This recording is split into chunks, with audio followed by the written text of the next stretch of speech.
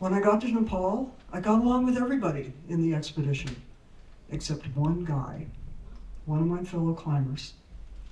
We'll call him Steve. I wanted to like Steve. He was an impressive guy. He was about 20 years younger than I, tall, lean, handsome. He was a triathlete. He was a cancer survivor.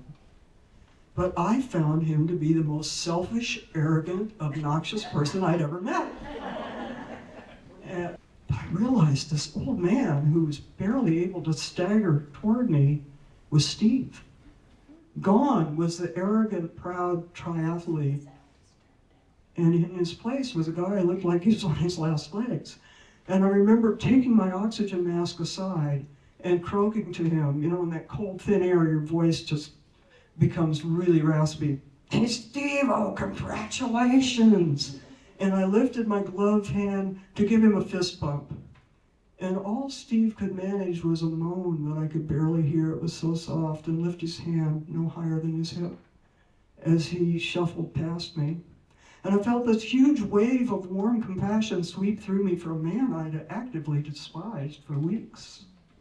My first time that I did this with the Crossroads program that Lori runs, I was absolutely terrified. I mean, I got through the performance, but I was shaking like a leaf when I finished from just sheer adrenaline. Now, I kind of know how to prepare.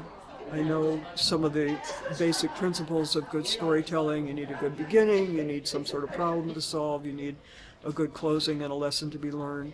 It is one formula that we've been taught. So I feel like I've grown a lot in confidence in being a good storyteller, and I also get to know some of my neighbors better from their personal stories.